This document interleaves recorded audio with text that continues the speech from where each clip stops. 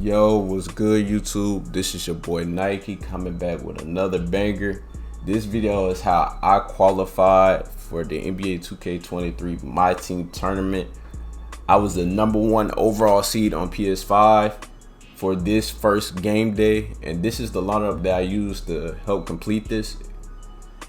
The lineup I used honestly was more of a defensive strategy because I know I'm more of the skill.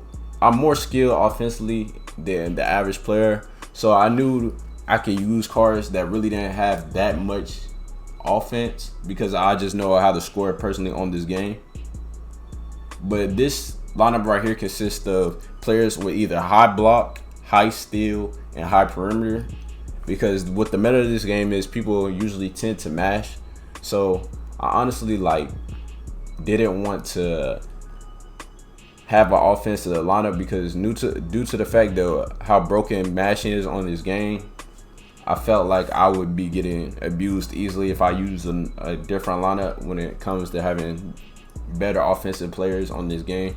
So I strictly went to a defensive lineup on this.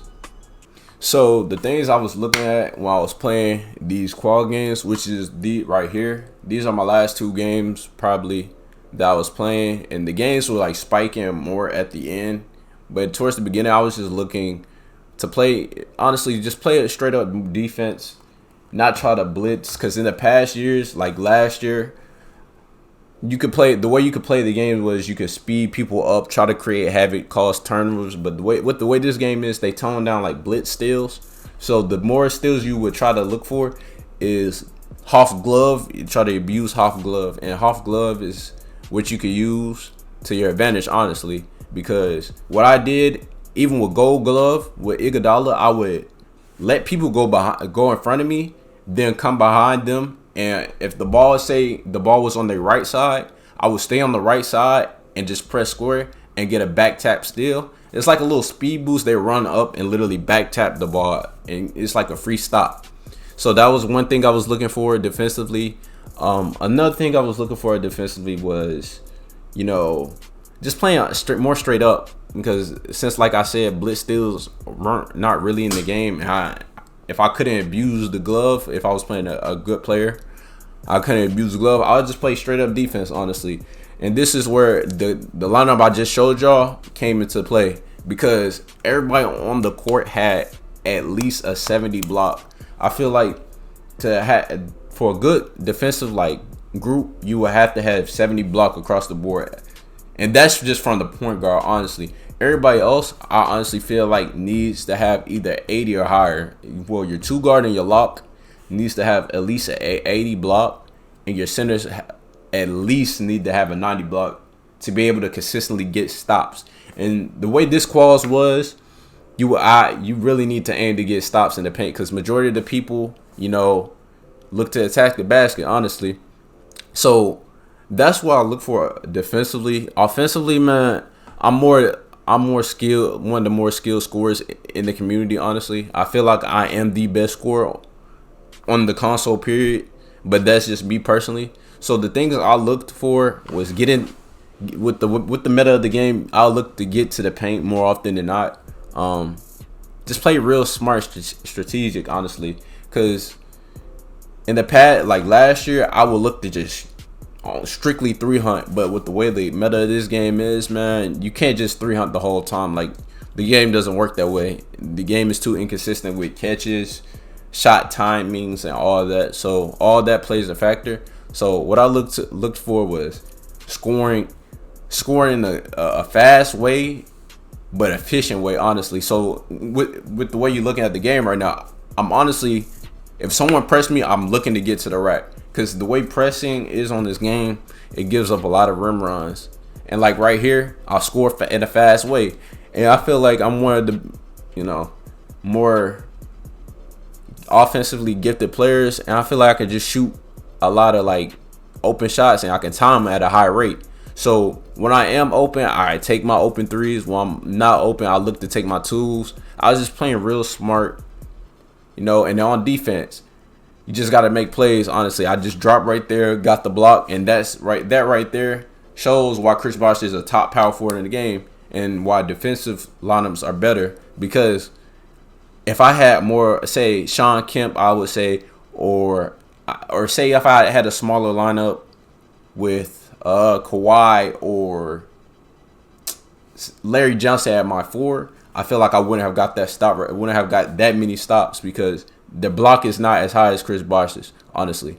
And then offensively, like I said, just get into the rack. You got the easy point.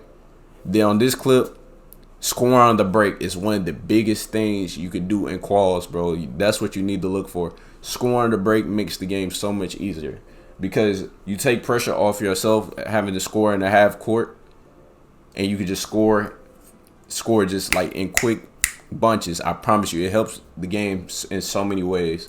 So in this clip right here, this was my last game. This is pretty much was the battle for the #1 spot. I was playing my boy Dill, man. Dill qualified too. I think he was number 3 on the leaderboards. So Dill was a tough matchup. He is definitely one of the best players on PlayStation. Not even just PlayStation, on both gens. Well, not both gens, but both consoles on next gen. And I feel like this was a good game. So I knew I had to bring my A game on this one.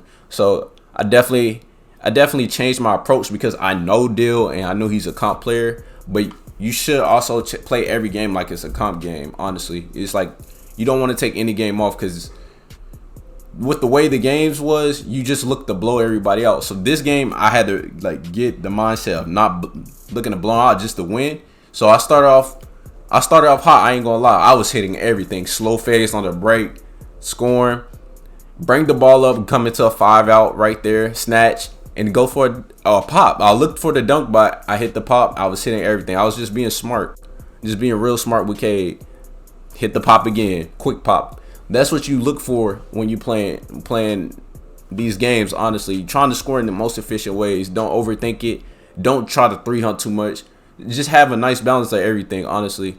And then, like I said, getting stops, man. I'm telling you, getting stops are so crucial, man. I promise you. But again, like I said, look for the quick pop. And I know personnel because I play Dill all the time.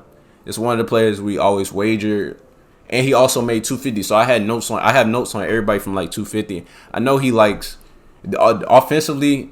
I don't want to give up my gems or whatnot on people, but let's say offensively, he plays more straight up on the pick and roll, as in he runs stay attached on the pick and roll. So for instance, if he's on the pop, the way stay attached is you can't how will I say?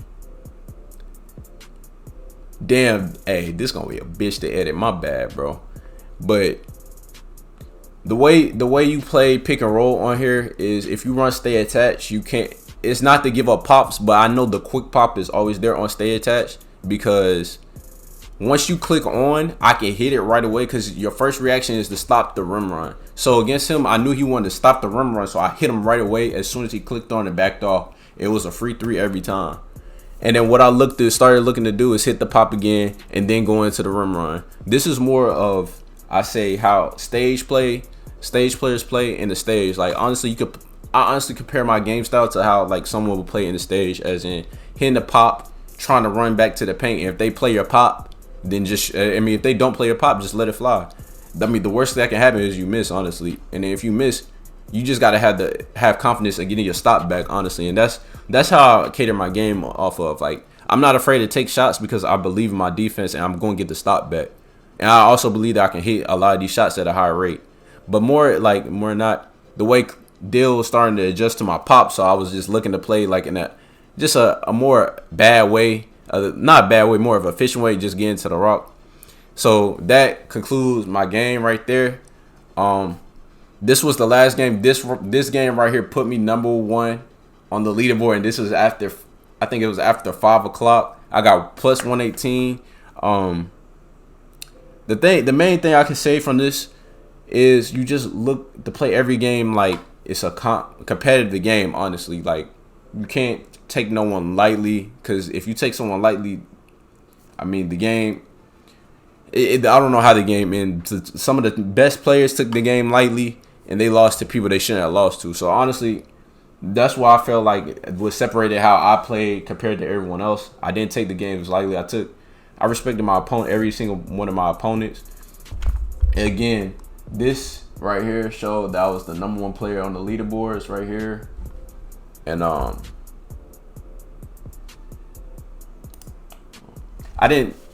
just, oh shit, bro. Damn, I keep fucking up. But this right here showed that I was #1 on the leaderboard. I felt like I played really good. This top 10 was very tough. We missed a couple players that should have been in, but hey, that game right there was against the #3 player. I was obviously #1 on the leaderboard. So if y'all have any questions, just leave a like, comment, subscribe. I promise you I'll get back to every single comment. Let me know if y'all like you want to see anything else from my videos, any type of videos y'all want to see, how to score, how to play defense, any defensive settings video for my team. Please let me know and I will come back with another banger. This your boy Nike, and y'all be easy. Peace.